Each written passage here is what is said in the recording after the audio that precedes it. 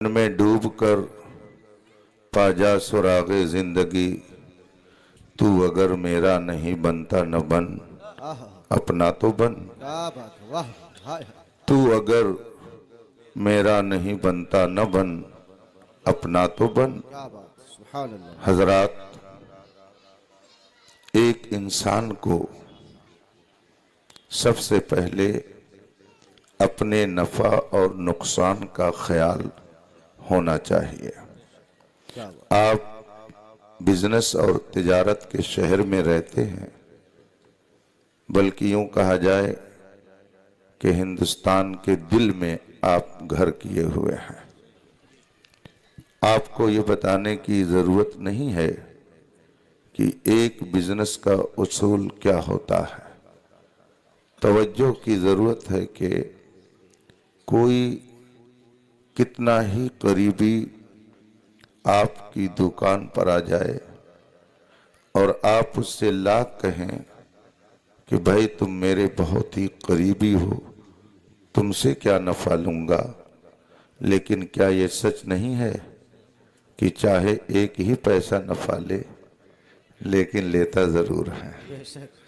اس سے کسی کو انکار نہیں ہے۔ یہ بزنس کا اصول ہے۔ تاجر، بزنس مین اگر یوں ہی کرتا رہے کہ اپنا نفع بھی کھو دے تو ایک دن اپنی دکان ہی کھو دے گا۔ بزنس کا اصول ہے۔ ہوشیار بزنس مین اپنے نفع کا ہمیشہ خیال رکھتا ہے۔ یوں ہی ایک ہوشیار انسان کو چاہیے کہ اپنے نفع اور نقصان کا ہمیشہ خیال رکھے، اور نفع اور نقصان بنانے والا جتنا جانتا ہے اتنا کوئی نہیں جانتا۔ یہ مائک خراب کیسے ہو جاتا ہے اور صحیح کیسے ہوگا، جس نے اس کو بنایا ہے وہ جتنا بہتر طریقے سے جانتا ہے کوئی دوسرا نہیں جان سکتا۔ اس مائک کی سیفٹی کیسے ہوگی، اس کو کہاں رکھا جائے تاکہ یہ محفوظ رہے، بنانے والا اس کا اصول دے دیتا ہے۔ اگر پانی میں ڈال دو گے خراب ہو جائے گا، ایسے ہی پڑا رہے گا خراب ہو جائے گا، اس کو باکس میں رکھو گے تو محفوظ رہے گا۔ یہ سب اصول بتائے جاتے ہیں۔ اگر ایک کمپنی کوئی قیمتی سامان بناتی ہے تو پھر اس کی سیفٹی کا سسٹم بھی بتاتی ہے کہ اس کو ایسے محفوظ رکھا جائے گا۔ آپ غور فرمائیں کہ اگر ایک معمولی سے مائک کی حفاظت کے لیے مائک بنانے والے نے کچھ اصول بنایا ہے، تو جس خالق کائنات نے اس دنیا میں سب سے عظیم حیثیت سے انسان کو پیدا کیا، کیا انسانوں کی سیفٹی کے لیے اس نے قانون نہیں بنایا ہوگا؟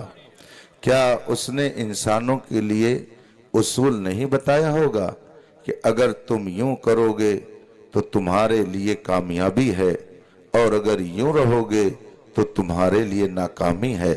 جیسے ایک مائک بنانے والا خوب سمجھتا ہے مائک خراب کیسے ہوگا اور صحیح کیسے رہے گا، ایسے ہی بلا تشبیہ و تمثیل جس نے انسان کو بنایا ہے وہ جتنا بہتر طریقے سے یہ بتائے گا کہ انسان کامیاب کیسے ہوگا اور ناکام کب رہے گا، اور کوئی دوسرا نہیں بتا سکتا ہے۔ قرآن کریم یہ آسمانی کتاب ہے، 1400 سال سے اس کا اعلان ہے، ذالک الکتاب لا ریب فیہ، یہ وہ کتاب ہے جس میں شک و شبہ کی کوئی گنجائش نہیں۔ اور اگر کوئی شبہ کر رہا ہے تو قرآن بہت پیار سے کہتا ہے وَإِن كُنتُمْ فِي رَيْبٍ مِّمَّا نَزَّلْنَا عَلَىٰ عَبْدِنَا فَأْتُوا بِسُورَةٍ مِّن مِّثْلِهِ، اگر تمہیں شبہ ہے کہ یہ خدا کا کلام نہیں ہے تو ایسے ہی تم بھی کچھ بنا کر کے دکھا دو جس کے اندر وہ کمالات، وہ معانی، وہ معارف، وہ علوم پوشیدہ ہوں جو قرآن کریم کے اندر اللہ نے رکھا ہے۔ 1400 سال سے قرآن کہہ رہا ہے جھگڑے مت کرو، لڑائی مت کرو، فتنہ اور فساد نہ کرو، اس جیسا تم بھی کوئی کلام پیش کر دو، بس اتنا کر دو، جھگڑا مت کرو۔ قرآن کہتا ہے واللہ لا يحب الفساد، اللہ فتنہ اور فساد کو پسند نہیں کرتا ہے۔ قرآن کہتا ہے کہ اگر کسی سے بحث بھی کرنی ہو تو جادلہم باللتی ہی احسن، جو سب سے بہتر اور خوبصورت طریقہ ہے اس طریقے سے مجادلہ کرو، اس طریقے سے بحث کرو۔ گالی گلوچ کرنے کی کیا ضرورت ہے؟ ہمارے اسلام نے تو یہاں تک فرمایا، قرآن کریم کا اعلان ہے لا تسبوا الذین یدعون من دون اللہ فیسبوا اللہ عدوا بغیر علم، جن کو دوسرے لوگ پوچھتے ہیں تم انہیں بھی برا مت کہو، ہو سکتا ہے کہ وہ عدم علم کی بنیاد پر تمہارے سچے خدا کو الٹ کر کے کچھ کہہ دے، اس لیے گالی دینے کی اجازت شریعت دیتی ہی نہیں ہے۔ گفتگو میرے آقا ایسی فرماتے کہ دشمن بھی ان کی بات کو سن کر کے متاثر ہو جاتا، بلکہ شاعر کہتا ہے یوں مسکرائے جان سی کلیوں میں پڑ گئی، یوں لب کشا ہوئے کی گلستہ بنا دیا۔ بڑے بڑے دشمن، مخالفین، نبی کے باغی، نبی سے عداوت رکھنے والے دربار مصطفیٰ میں پہنچتے، کردار دیکھتے، اخلاق دیکھتے، گفتار دیکھتے، مہربانی دیکھتے، رحمت دیکھتے، شفقت دیکھتے، اعلان کر دیتے لا الہ الا اللہ محمد الرسول اللہ۔ مجھے یاد آتا ہے مکہ مکرمہ سے جب رسول پاک نے ہجرت کی اور مدینہ طیبہ جلوہ گر ہوئے، اس وقت اس علاقے میں یہودی اچھی خاصی تعداد میں آباد تھے، بلکہ بڑے بڑے علماء یہود مدینہ طیبہ اور اس کے گرد و نواح میں بسے ہوئے تھے۔ ایک دن ایک بہت بڑا یہودی عالم رسول پاک صلی اللہ علیہ وسلم کی بارگاہ میں حاضر ہوا اور اس نے کہا اے محمد عربی، میں نے یہ سنا ہے کہ آپ نبوت کا دعویٰ کرتے ہیں اور کہتے ہیں کہ میں اللہ کا نبی ہوں، اللہ نے مجھے اپنا رسول بنا کر بھیجا ہے، کیا آپ یہ دعویٰ کرتے ہیں؟ میرے آقا صلی اللہ علیہ وسلم نے ارشاد فرمایا ہاں بے شک میں اللہ کا نبی ہوں، اللہ نے مجھے اپنا پیغام بندوں تک پہنچانے کے لیے مقرر کیا ہے، میں اس کا رسول ہوں، اس کا نبی ہوں۔ اب وہ یہودی عالم کہتا ہے کہ اگر آپ اللہ کے نبی، اللہ کے رسول ہیں تو میں آپ سے کچھ سوال کروں گا، اگر آپ ان سوالوں کا صحیح جواب دے دیں گے تو میں مان لوں گا کہ آپ یقیناً اللہ کے نبی ہیں۔ میرے آقا صلی اللہ علیہ وسلم نے ارشاد فرمایا بتاؤ تمہارا سوال کیا ہے؟ اس نے کہا کہ آپ مجھے سب سے پہلے یہ بتائیے کہ قیامت کی سب سے اہم نشانیاں جو بتائی گئی ہیں ان میں سے ایک اہم نشانی کیا ہے، آپ اس کا جواب دیجئے۔ پھر اس نے دوسرا سوال کیا کہ جب جنتی جنت میں چلے جائیں گے، جنت میں ان کا داخلہ ہو جائے گا تو اللہ کی طرف سے سب سے پہلے غذا انہیں کون سی دی جائے گی، آپ اس کا جواب دیجئے۔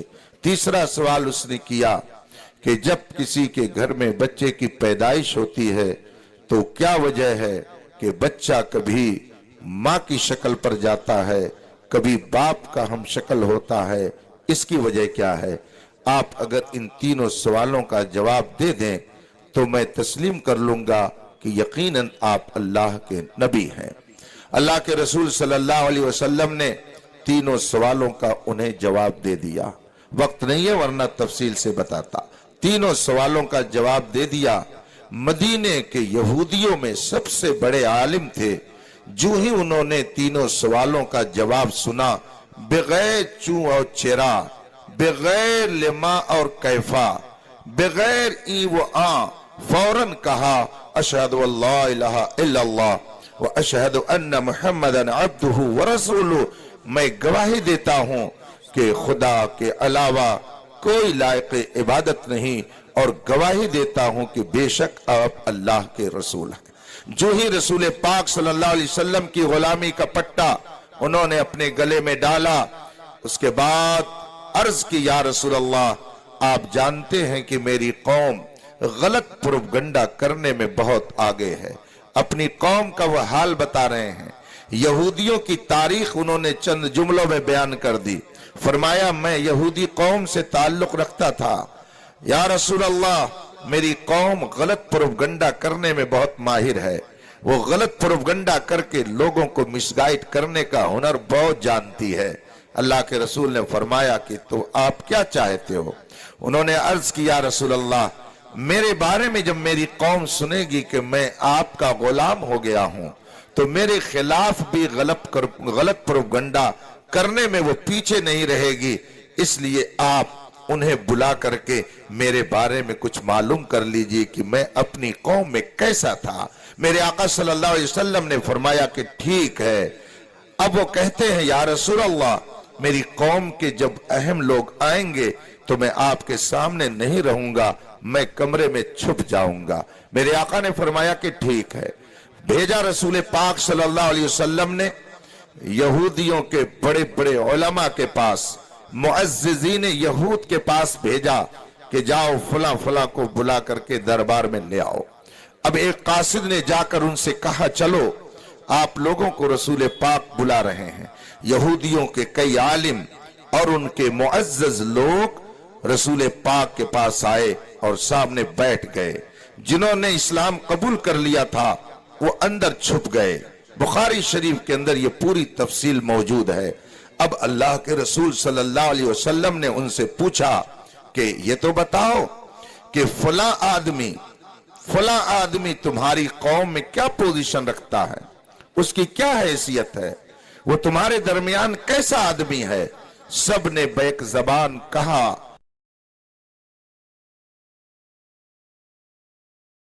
گئے اور قرآن کی ایک سورت کا جواب وہ نہیں لا سکے۔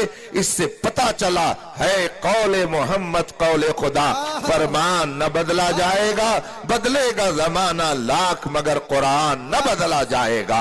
حضرات ہے اور قرآن جس کی ناکامی کی خبر دے دے حقیقت میں وہی ناکام ہے۔ خدا نے انسانوں کو بنایا تو اس سے بہتر کون جان سکتا ہے کہ انسان کی کامیابی کا راز کس میں ہے؟ اگر آپ اس مائک کی بنانے والے کے بارے میں یہ تصور رکھتے ہیں کہ اس سے بہتر کون بتا سکتا ہے کہ مائک کی سیفٹی کیسے رہے گی، تو آپ اس پر بھی یقین رکھیے جس خالق و مالک نے آپ کو پیدا کیا ہے آپ کے بارے میں اس سے بہتر کوئی نہیں جان سکتا۔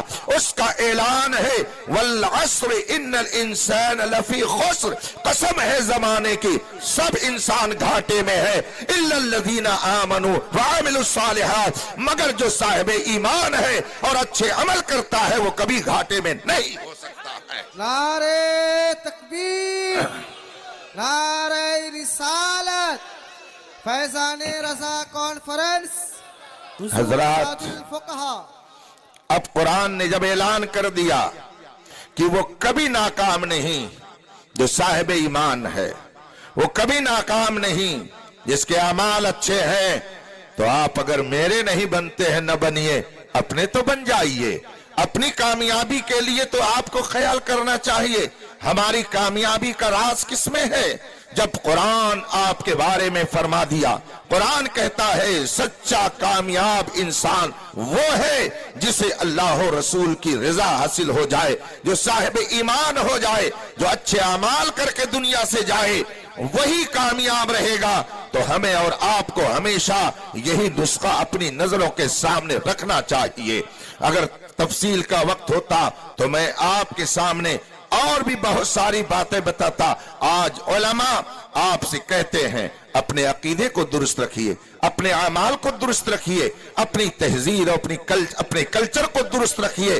آپ اگر اسلام کی تعلیمات کو دیکھیں اور اس پر غور کریں تو آپ اس نتیجے پر پہنچیں گے کہ اسلام بنیادی طور پر آپ کو اچھا عقیدہ والا دیکھنا چاہتا ہے۔ آپ کے عقیدے میں کوئی ملاوٹ نہ رہے۔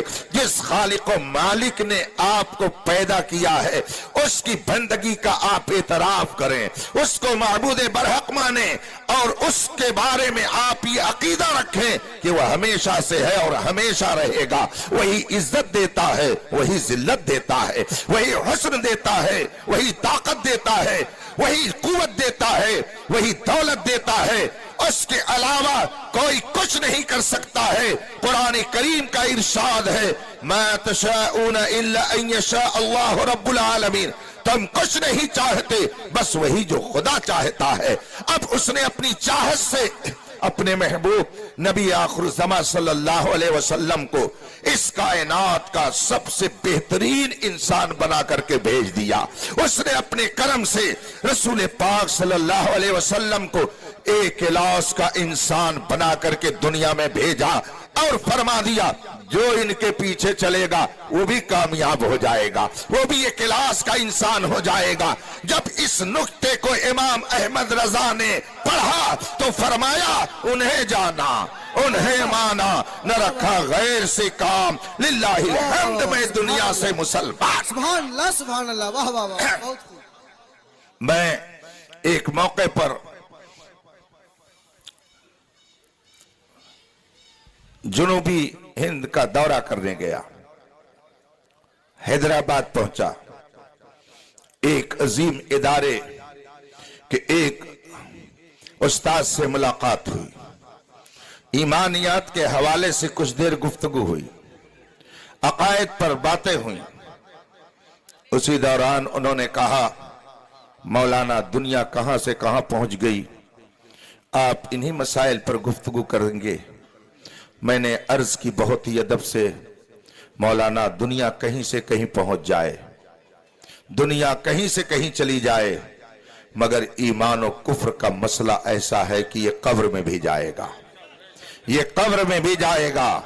نہ گورے سکندر ہے نہ قبر دارا، مٹے نامیوں کے نشاں کیسے کیسے، جن کے محلوں میں ہزاروں رنگ کے فانوس تھے، جھاڑ ان کی قبر میں ہے اور نشاں کچھ بھی نہیں، جن کی آمد کی صدا سے گونجتے تھے آسماں، گورے بغلی کی جھپٹ میں پہلواں کچھ بھی نہیں۔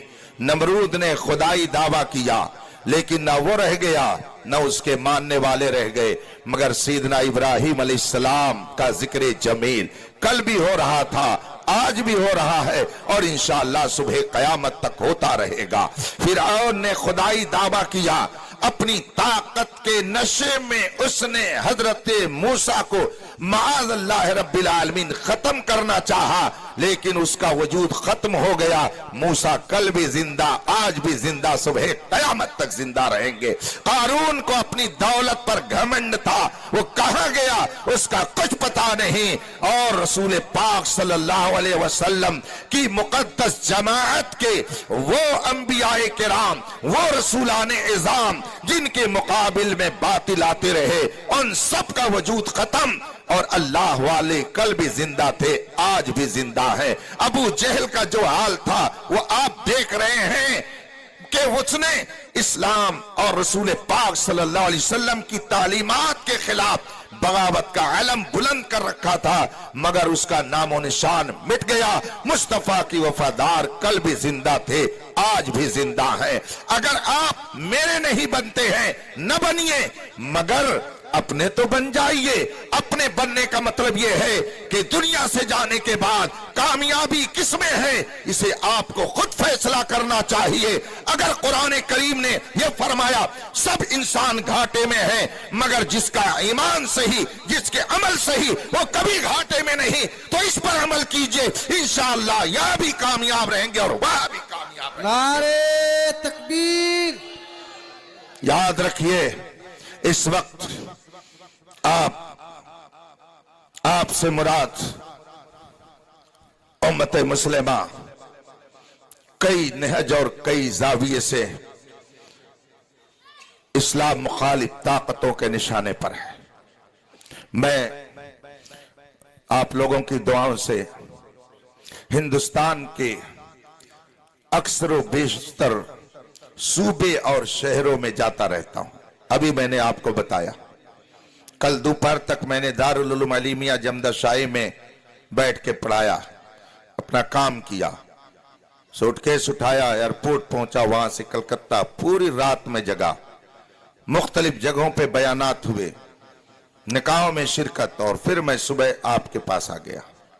میں نے ہندوستان کے جس خطے کا بھی دورہ کیا، हर जगह मुझसे वहां के जिम्मेदारों ने कहा कि हजरत, हमारा नौजवान बहुत बिगड़ रहा है, मुआशरे में बुराइयां बहुत ज्यादा फैल रही हैं, खास तौर से नशे के हवाले से अक्सर व बेशतर जलसों में मुझसे कहा जाता है कि हजरत कौम के नौजवानों को तंबीह कीजिए, जगह जगह के तुझे थक चुके हैं हंगामे, निशाते लज्जते ख्वाबे गिरा बदल डालो, गलत रवि से मनाजिल का बोध बढ़ता है, मुसाफिरों रविशे कारवां बदल डालो।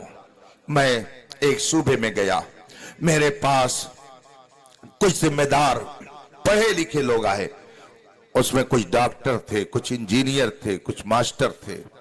उन्होंने आकर के कहा, हजरत, हमारे एरिया में मुसलमानों के अंदर नशा का कभी कोई मर्ज नहीं था, लेकिन इस वक्त बहुत ही मंसूबा बंद तरीके से हमारे नौजवानों को नशे का आदी बनाया जा रहा है।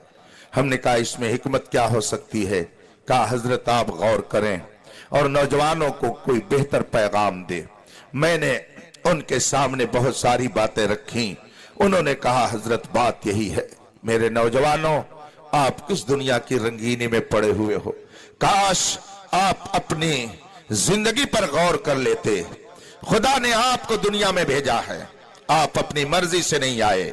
अगर आप खुदा के चाहने के चाहे हुए बगैर आ जाते तो आप पता नहीं कब का आ जाते। दुनिया का कोई इंसान अपनी मर्जी से नहीं पैदा होता है, सबको खुदा पैदा करता है। आए खुदा की मर्जी से और जाएंगे भी उसी की मर्जी से। अगर कोई ये चाहे कि मैं अपनी मर्जी से जाऊं तो जितने धुरंधर किस्म के लोग आए थे कोई नहीं जाता। फिरौन भी रहता, नमरूद भी रहता, शद्दाद भी रहता, हैमान भी रहता, अबू जहल भी रहता, उतबा शैबा रहते, मगर दुनिया देख रही है ये जितने ताकतवर आए सब चाहने के बावजूद नहीं रह सके, मौत के मुंह में वो चले गए। तो आए खुदा की मर्जी से और जाएंगे भी खुदा की मर्जी से। अब यहां पर रहना है तो कितने दिन तक रहना है? अल्लाह के रसूल सल्लल्लाहु अलैहि वसल्लम ने एक हदीस में इरशाद फरमाया, अमार उम्मती मा बैन सित्तीन इला सबईन, मेरी उम्मत के अक्सर लोगों की जिंदगियां 60 से 70 साल के दरमियान होंगी। कम वो लोग होंगे जिनकी उम्रें बहुत होंगी, अक्सर बेशतर वो लोग होंगे जो 60 से 70 साल के बीच इस दुनिया में रहेंगे और उसके बाद इस दुनिया को खैर बात कह देंगे। जरा गौर तो कर ए इंसान, कुरान करीम फरमाता है, या अय्युहल इंसान मा गर्रक बिरब्बिकल करीम, ए इंसान जिस परवरदिगार ने तुझे हजारों नेमतें दी है उसका दर छोड़ करके, उसके हुक्म को छोड़ करके तू क्यों भटक रहा है, धोखे में क्यों पड़ा हुआ है? उसके दरबार में हाजिर हो जा, तुझे वो यहां भी इज्जत देगा, वहां भी इज्जत देगा। नारे तकबीर, आए नारे रिसालत, फैजाने रजा कॉन्फ्रेंस। आए उसकी मर्जी से, जाएंगे भी उसकी मर्जी से, यहां रहेंगे अपनी मर्जी से। यही तो बात है, आए उसकी मर्जी से, जाएंगे उसकी मर्जी से। काश 70-80 साल रह जाएं उसकी मर्जी से। उसकी मर्जी से अगर रह जाएं तो फिर होगा क्या? खाक होकर इश्क में आराम से सोना मिला, जान की इक्सीर है उल्फत रसूलुल्लाह की। अगर आपने खुदा और रसूल की मर्जी के मुताबिक जिंदगी गुजारी और यहाँ की रंगीनियों से आपने मुंह मोड़ लिया तो कुरान करीम के फरमान के मुताबिक वलकुम फीहा मा तश्तही अनफुसुकुम वलकुम फीहा मा तद्दऊन, जन्नत में अगर दाखिला हो गया तो जो दिल चाहेगा रब वहां सब तुम्हें अता फरमा देगा। और यही नहीं बल्कि कुरान करीम फरमाता है वहां भी शराब मिलेगी, कासन देहाका, छलकते जाम मिलेंगे, मगर कुरान फरमाता है ला फीहा गौल, दुनिया की शराब में तो नशा है जिससे तुम्हारी अक्लें खराब हो जाती है, मगर ला फीहा गौल, रब्बे कदीर जो तुम्हें जन्नत में शराब देगा उसमें नशा नहीं रहेगी बल्कि तुम्हें उसमें सुरूर ही सुरूर अता किया जाएगा। ये कुरान कहता है। दुनिया के इन हालात और पखेरों को देख करके भी अगर मेरा नौजवान इस्लाह न करे तो ये बहुत ही अफसोस की बात है। कुरान करीम پر آپ عمل کیجئے، رسول پاک کے ارشاد پر آپ عمل کیجئے۔ میں نے ان لوگوں سے سمجھایا، ان نوجوانوں کو بتایا کہ سنو، آخر اسلام نے نشہ کو اتنی سختی سے منع کیوں کیا ہے؟ دیکھو، اگر تم نشہ خوری کرو گے، تم اگر نشے میں دھت رہو گے، چند سال جب تم اس کے عادی ہو جاؤ گے، خود ہی تم محسوس کرو گے کہ تمہاری ڈیفنس انرجی ختم ہو چکی ہوگی، اندر کی قوت مدافعت تمہاری برباد ہو چکی ہوگی، جذبہ تمہارا برباد ہو چکا ہوگا، اور پھر چہرے کے اعتبار سے جو تمہارے اوپر رونق ہونی چاہیے وہ رونق بھی ختم ہو جائے گی، اندر سے بھی تم برباد ہو جاؤ گے، باہر سے بھی برباد ہو جاؤ گے۔ اس لیے اگر یہ چاہتے ہو کہ اندر سے بھی صحیح رہو اور چہرے کا حسن بھی برقرار رہے، تو ایسی چیزوں سے اپنے آپ کو دور رکھو، خدا تمہیں اس کے بدلے جنت میں جو عطا کرے گا اس کا تم تصور نہیں کر سکتے ہو۔ سبحان اللہ، سبحان اللہ تبارک و تعالی اپنے حبیب کے صدقے میں ہمارے نوجوانوں کی اصلاح فرمائے۔ کیا ان حالات میں بھی ان سے کہا جائے کہ نماز پڑھو، برائیوں سے دور رہو؟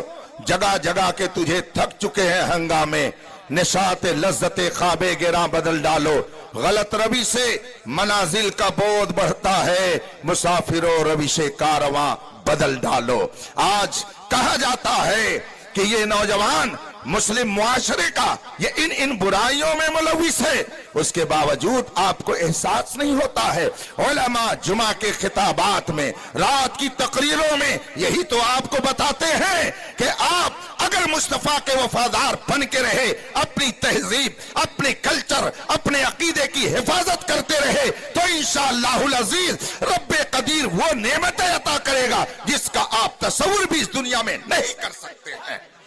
مگر آپ، میں کبھی کبھی کہتا ہوں نماز پڑھو، کہیں ایسا نہ ہو کہ چاہ کر کے بھی نہ پڑھ پاؤ، پڑھو ورنہ چاہ کر کے بھی نہیں پڑھ پاؤ گے، اسلامی تہذیب کو اپناؤ ورنہ چاہ کر کے بھی نہیں اپنا پاؤ گے۔ عورتیں یہ سمجھتی ہیں کہ یہ دنیا کی چند روزہ زندگی ہے، کھاؤ پیو اور اس کے بعد میں دنیا سے چلے جاؤ۔ یہ اسلام کا تصور نہیں ہے، یہ اسلام کا نظریہ نہیں ہے۔ اسلام کا نظریہ یہ ہے کہ تم دنیا میں ایک مختصر مدت کے لیے آئے ہو، اگر تم نے اپنے آپ کو سنبھال کر کے یہاں رکھ لیا تو پھر ہمیشگی کا عیش و آرام رب قدیر تجھے عطا فرمائے گا۔ اس لیے جو معاشرہ یا جو گھرانے یا جو خواتین یہ سمجھتی ہیں کہ اسلام ہمارے ساتھ یہ کر رہا ہے، پردے کا حکم دے کر کے ہم کو ایک بندش میں رکھ رہا ہے، آپ ذرا عقل اپنی لگا لو، خود ہی فیصلہ کر لو گی کہ اسلام نے آپ کی عزت کی حفاظت کی ہے یا آپ کے ساتھ کوئی ظلم کیا ہے۔ اتنے لوگ بیٹھے ہیں، ذرا بتائیے ایک رتی سونا اگر کسی کا دروازے کے باہر گر جائے، کیا اس کو چھوڑ کر کے اندر وہ چلا جاتا ہے؟ ایک رتی سونا نہیں چھوڑ کر کے جائے گا۔ ایک رتی سونا بھی اگر باہر گر گیا، اس کو ڈھونڈ کر کے اٹھائے گا، صاف کرے گا اور اس کو ڈبے میں بند کر کے لے جا کے الماری میں رکھ دے گا۔ آدھا کلو سونا ہو تو کیا پوچھنا ہے، 1 کلو ہو تو کیا پوچھنا ہے۔ ہاں، لیکن 1 کلو رکھنے سے پہلے سمجھ لیجئے گا کہ یہ رکھنا بھی درست ہے کہ نہیں درست ہے، اس کو آپ سمجھئے۔ معلوم کیا ہوا کہ اگر قیمتی چیز ہے تو اس کو کوئی باہر نہیں پھینک دیتا ہے، اور اگر 1 ٹن لوہا، 1 ٹن سریا دروازے کے باہر پڑی ہوتی ہے تو کوئی نہیں سوچتا کہ چلو اس کو الماری میں رکھ دیا جائے، اس کو پیک کر دیا جائے، اس کو محفوظ کر دیا جائے۔ اس سے آپ کو سمجھ لینا چاہیے کہ جو قابل قدر چیز ہوتی ہے اس کو چھپا کے رکھا جاتا ہے، اور جو بے قدری چیز ہوتی ہے اس کے ساتھ وہ اہتمام نہیں ہوتا ہے۔ اسلام نے عورت کو بہت ہی قیمتی شے قرار دیا ہے، حتیٰ کہ اس کائنات کی ایک عظیم زینت کے طور پر اللہ نے عورت کو پیدا فرمایا ہے۔ اس سے زیادہ خواتین میں وقت کس کو مل سکتی ہے کہ سکون قلب کے لیے قرآن کہتا ہے کہ اللہ نے عورتوں کو پیدا کیا فرمایا بات ہے، سبحان اللہ، سبحان اللہ۔ جس طرح سے سونے کی حفاظت ایک عقل مند کرتا ہے، ایسے ہی اپنی ماں بہن بیٹی کی عزت کو بھی آدمی محفوظ رکھنے کی کوشش کرتا ہے۔ आदमी अगर खुद अपनी अक्ल को का दिवालिया कर ले और वो बेअक्ल हो जाए तो उसको कुछ नहीं कहा जा सकता। वरना इस्लाम ने जितने उसूल और कवानीन इंसानों के लिए बनाए हैं उसमें खुदा का अपना कोई फायदा नहीं है। जो कुछ फायदा है वो नस्ल इंसानी का है, इंसानों का है। ये तो आपके अपने सोचने की बात है कि आप किस पर अमल करते हैं। कुरान करीम ने फरमा दिया है क़द तबय्यन रुश्दु मिनल गय फमन शाअ फलयुमिन वमन शाअ फलयकफुर। हक और बातिल क्लियर है, रोशनी और तारीकी वाज़ेह है, हिदायत और गुमराही क्लियर हो चुकी है। फमन शाअ फलयुमिन वमन शाअ फलयकफुर। जो चाहे माने, जो चाहे इनकार करे, लेकिन याद रखो अगर मानोगे तो इंशाअल्लाह दुनिया से जाने के बाद कब्र की तारीख कोठरी में परेशान नहीं रहोगे। आला हजरत फरमाते हैं कब्र में लहराएंगे ता हश्र चश्मे नूर के जलवा फरमा होगी जब तलात रसूलुल्लाह। सुभान अल्लाह, सुभान अल्लाह, सुभान अल्लाह। अल्लाह तबारक व तआला हमें और आपको अपने महबूबों के सदक़े में सही ढंग से जिंदगी गुजारने की सआदत अता फरमाए। एक है अकीदा, एक है अमल और एक है कल्चर और तहजीब। ये तीन अलग अलग चीजें हैं। अकीदा दिल के अंदर होता है, आमाल जाहिरी आज़ा से किए जाते हैं और तहजीब व कल्चर का ताल्लुक ऊपर से होता है। उसको आप इस तरह से समझ सकते हैं कि एक दरख्त है, आप देख लीजिए, बाग में चले जाइए, गार्डन में चले जाइए, पार्क में चले जाइए, आप उस पे गौर करें तो आपको बहुत सारी चीजें नसीहत के मिल जाएंगी। अक्ल वाले एक एक चीज को देख करके उस पे गौर करते हैं। कुरान करीम फरमाता है अहले दिल, अहले अक्ल जब कायनात की चीजों को देखते हैं तो बेसाख्ता पुकार उठते हैं रब्बना मा खलक़्ता हाज़ा बातिला। ए रब, तूने इन चीजों को बेकार नहीं पैदा किया है। आप अगर चले जाइए पार्क में तो आप देखेंगे कि जो वहां पे दरख्त होते हैं उनकी कटाई छटाई होती रहती है। आप उसको अपने ज़हन में रखिए और फिर मेरी गुफ्तगू सुनिए, मैं उसके बाद अपनी गुफ्तगू को खत्म कर दूंगा। दरख्त है, उसकी एक जड़ है जो नीचे है और उसकी शाखें हैं जो दिख रही हैं और उसको माली बागबान काट पीट करके कटाई छटाई करके खूबसूरत करता रहता है। ये उसकी तहजीब है। ये तीन चीजें हैं, एक जो जड़ नीचे है, दूसरी वो शाखें जो आप देख रहे हैं और कभी कभी उन शाखों में कटाई छटाई करके खूबसूरत बनाने का काम मालिक करता है। इसको आराइश व ज़ेबाइश कहा जाता है। आप इन तीनों चीजों को सामने रखें और इस्लाम के उसूलों को सामने रखें तो आप इस नतीजे पर पहुंचेंगे कि जैसे दरख्त में वो तीन चीजें होती हैं, इस्लाम के अहकाम में भी इन तीन चीजों का ख्याल रखा गया है। एक है अकीदा, एक है आमाल और एक है तहजीब व कल्चर। अकीदा वो है जो दिल के अंदर होता है, जैसे दरख्त की जड़ है जो जमीन के अंदर होती है। अगर अकीदा खराब तो जैसे जड़ खराब होने पर शाखें सूख जाती हैं, बेकार हो जाती हैं, ऐसे ही अकीदा के खराब होने पर सारे अमाल बर्बाद हो जाते हैं। इसलिए सबसे पहले इंसान को अपने अकीदे की हिफाजत करनी चाहिए। और अकीदे के लुटेरे इस तरह से आज कीड़े मकोड़ों की तरह घूम रहे हैं कि आंख से काजल साफ चुरा लें। यहाँ वो चोर बला के हैं, तेरी गठरी ताकी है और तूने नींद निकाली है। आला हजरत ने तंबीह करते हुए इसीलिए 100 साल पहले फरमाया था, रजा नफ्स दुश्मन है, दम में न जाना। कहां तूने देखे हैं चदराने वाले, सोना जंगल, रात अंधेरी, छाई बदली काली है, सोने वालों जागते रहियो, चोरों की रखवाली है।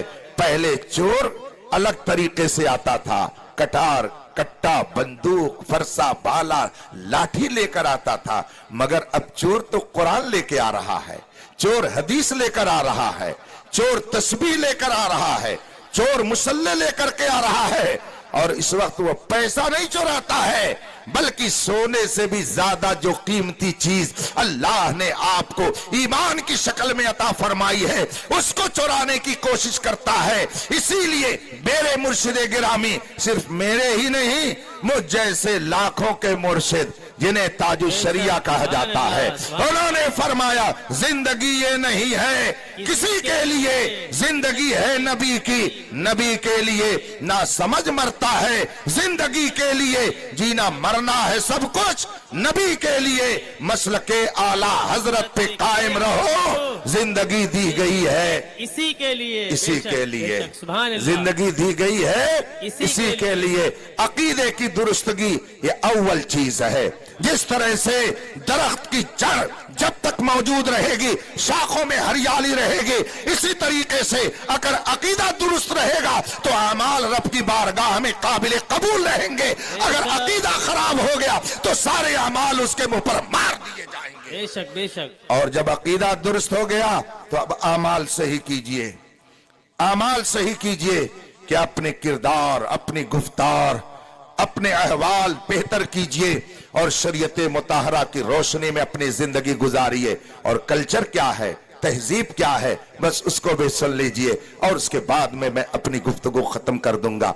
आप बाल कैसा रखेंगे, आप कोई किसी से गुफ्तगू कैसे करेंगे, आप महफिल में कैसे बैठेंगे, आप अपने घर में कैसे रहेंगे, आप अगर किसी ऑफिसर से बात कर रहे हैं तो क्या अंदाज होना चाहिए, आप अगर एक शागिर्द से गुफ्तगू कर रहे हैं तो क्या अंदाज होना चाहिए, अगर आप दुकानदार हैं और एक कस्टमर से कैसे बात करेंगे, उस वक्त आपका अंदाज क्या होना चाहिए।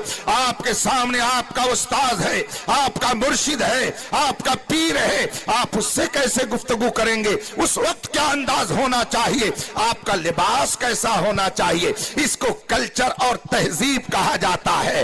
ये तहजीब भी रसूल पाक ने इस तरह से अता फरमाई, इस तरह से अता फरमाई कि 1400 साल हो गए, मगर खुदा का शुक्र है हमारी तहजीब को कोई बदल नहीं सका है। और बस आखिरी बात, ये कुर्ता पैजामा जरा गौर तो कीजिए कि कितना बेहतरीन लिबास है, कितना बेहतरीन लिबास है। अगर कोई साहब चाहे कि मैं जरा नेता बन जाऊं, इलेक्शन में खड़ा हो जाऊं, और पहनते थे जनाब पैंट शर्ट, तो सोचते हैं कि लाओ जरा 10-5 कुर्ता सिलवा लो। वो लिबास है जिसको पहन करके बड़ी बड़ी जगहों में, ऐवानों में लोग बैठते हैं। इसलिए ये वो तहजीब है जो मेरे मुस्तफा ने हमें अता फरमाई है। इसलिए अपने कल्चर पर फख्र कीजिए। ये वो कल्चर है कि जिसने इसे अपना लिया तो यहां भी सुरखुरू रहेगा और वहां भी सुरखुरू रहेगा। ये वो लिबास है, आप इस लिबास को खराब न समझें। इसी लिबास को तो बड़े बड़े सियासतदान इस्तेमाल करते हैं, इसी लिबास को बड़े बड़े औलिया ने इस्तेमाल किया है, इसी लिबास को सहाबा ने इस्तेमाल किया है। जिस लिबास को मेरे मुस्तफा ने पसंद कर लिया, उससे बेहतर और कौन सा लिबास हो सकता है। तो आप अपने कल्चर, अपनी तहजीब और अपनी सकाफत, अपने आमाल, अपने अकीदे को दुरुस्त रखिए। दुनिया में जब तक खुदा ने जिंदगी रखी है कोई खत्म नहीं कर सकता। No tension, no problem. हम तो वो हैं कि यहां रहने के लिए आए ही नहीं हैं। जिनको यहां रहने के लिए आने का शऊर किसी ने दे दिया कि तुम्हें यहीं रहना है, वो जो चाहे करे, मगर हम यहां रहने के लिए नहीं आए, बल्कि हम क्या, ये जमीन व आसमान भी हमेशा रहने के लिए नहीं है। तो फिर बने क्यों? उसके लिए आला हजरत की बारगाह में जाइए। वो बहुत आसानी से फलसफा समझा दे रहे हैं कि जमीन व जमा तुम्हारे लिए, मकीनो मकान चुनी नो चुना तुम्हारे लिए, बने दो जहां तुम्हारे लिए, हम आए यहाँ तुम्हारे और लिए, उठे भी वहां तुम्हारे लिए, दहन में जबान तुम्हारे लिए, बदन में है जान। तुम्हारे लिए। तो हमारी जिंदगी का ये मकसद है। बेशक हम बेशक। यहाँ रहने के लिए नहीं आए हैं, यहाँ से जाने के लिए आए हैं। मगर जाने जाने में भी फर्क होता है। बेशक। जो जाता है उसका हाल लोगों के सामने वाज़े हो जाता है। जाने वालों में अभी चंद साल कबल एक हस्ती बरेली से भी गई थी। बेशक। दुनिया ने देख लिया, दुनिया ने अपने माथे की निगाहों से देख लिया कि ये कैसा हिंदुस्तान का जाने वाला है। ना वजीर आजम है, ना सदर जमहूरिया है, ना किसी इलाके का मिनिस्टर है, ना कोई एमपी और एमएलए है, मगर 3 करोड़ लोग पूरी दुनिया से आखिर उसको देखने के लिए आ गए। ये कौन है जो दुनिया से जा रहा है? तो उसने कहा, सुनो सुनो, मैं जा रहा हूं लेकिन कहां जाऊंगा? इसको भी सुन लो, अख्तर कादरी खुल्द में चल दिया। आहा, सुभान अल्लाह, सुभान अल्लाह। अख्तर कादरी खुल्द खुल्द में चल दिया। और ऐसा मत समझिए कि वो अकेले गया, वो कोई और होगा जो सबको छोड़ के चला जाए। फरमाते हैं, मैं तन्हा नहीं जा रहा हूं, याद रखना, मैं तो जा रहा हूं मगर तुम्हें पैगाम दे के जा रहा हूं। अख्तर कादरी खुल्द में चल दिया। खुल्द वाह है हर एक कादरी के लिए। बेशक बेशक। अगर आप चाहते